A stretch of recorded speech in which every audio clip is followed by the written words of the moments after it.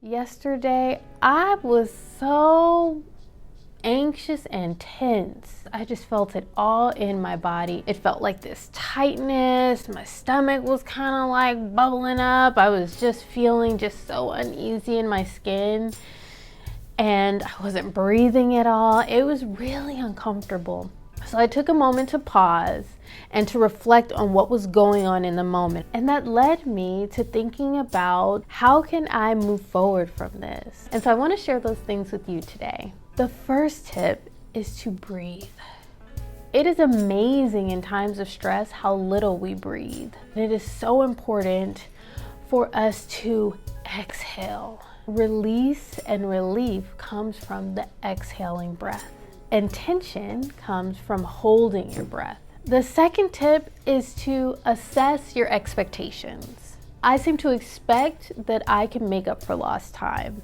I know in my head it is unrealistic, but there's this side of me that just likes to try. Can I drive faster? If I get past that one light, can I save myself a minute? I can go there. But it's an unrealistic expectation. It's setting me up for failure. And so I encourage you to assess the expectations in your head that might be setting you up for failure and thus causing you to feel tense and stressed over something you can't control. Next is ask yourself, what is the likely outcome of you not trying to strive for that expectation? So for example, if I stop trying to beat time, knowing that I can't, but if I stop trying, what's the worst that's gonna happen? I'll probably be a few minutes late.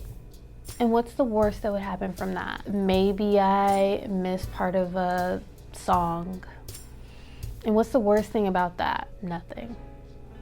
It's fine. I want to encourage you to walk down your expectation just like that.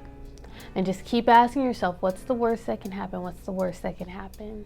Anxiety is a tricky thing where if we are not explicit about what's the worst that can happen, realistically the worst that can happen, it can create some really crazy stories in our head. So let's just be explicit about what is really the worst that can happen.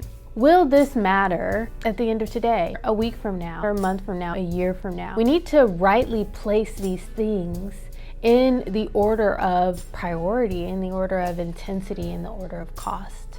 And finally, give yourself permission to let go of that expectation.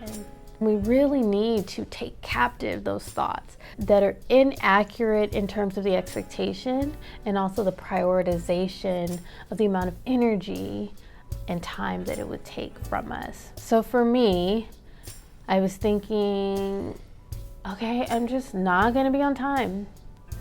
All right. And there was a little bit of like a load off my shoulder just for like telling myself it's okay for you not to be on time. Another thing that I can think about at the end is what led me to be late and how can I make changes the next time? So I hope that my stressful moment and the insight that I got from that is helpful to you. There is no shame that it happens, but we are responsible for addressing it so that way it doesn't rule us. So go forward, you got this.